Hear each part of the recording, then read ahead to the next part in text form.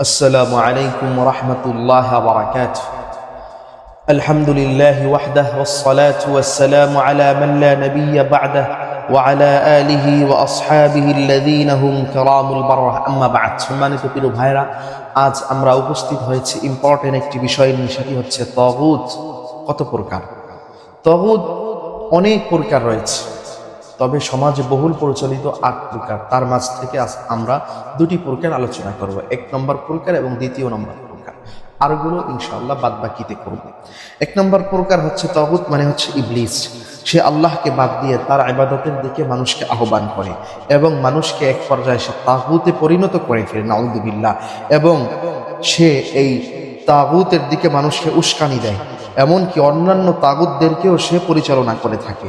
তাই তো আল্লাহ সুবহানাহু ওয়া তাআলা সূরা ইয়াসিনের 60 নম্বর এবং 61 নম্বর আয়াতের মধ্যে বলেন, বিসমিল্লাহির রহমানির রহিম, আলাম আ'হাদ ইলাইকুম ইয়া বানি আদম আল্লা তা'বুদুশ শাইতান ইন্নাহু লাকুম আদুউম মুবিন।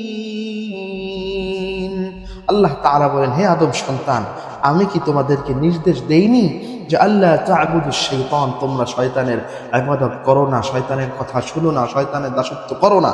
ইন্নাহু লাকুম আদুউম মুবিন, কেননা শয়তান হচ্ছে তোমাদের স্পষ্ট দুশমন। ওয়া আন আ'বুদুনি, তোমরা আমার ইবাদত করো। হাদা সিরাতুল মুস্তাকিম, এটি হচ্ছে সহজ সরল পথ। অতএব প্রথম প্রকার হচ্ছে তাগুত, হচ্ছে ইবলিস। 2 নম্বর তাগুতের প্রকার হচ্ছে শাসক। কারণ শাসক কি করে? শাসক আল্লাহর বিধান পরিবর্তন করে, ঘৃণা করে বা অস্বীকার ও অমান্য করে এবং মানুষের বানানো শাসনতন্ত্র কায়েম করে, এমন শাসকও তাগুতের অন্তর্ভুক্ত।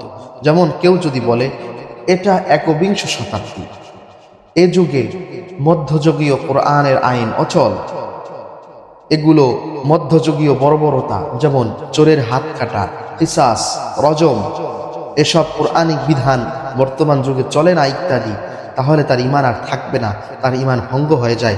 আল্লাহ সুবহানাহু ওয়া তাআলা তিনি সূরা নিসার 60 এবং 61 নম্বর আয়াতের মধ্যে বলেন, বিসমিল্লাহির রহমানির রহিম, আলাম তারা ইলাল্লাযীনা ইয়াজউমুনা আন্নাহুম আমানু বিমা উনজিলা ইলাইকা ওয়া মা উনজিলা মিন ক্বাবলিক وما أنزل من قبلك يريدون أن يتحاكموا إلى الطاغوت وقد أمروا أن يكفروا به ويريد الشيطان أن يضلهم ضلالا بعيدا وإذا قيل لهم تعالوا إلى ما أنزل الله وإلى الرسول رأيت المنافقين يصدون عنك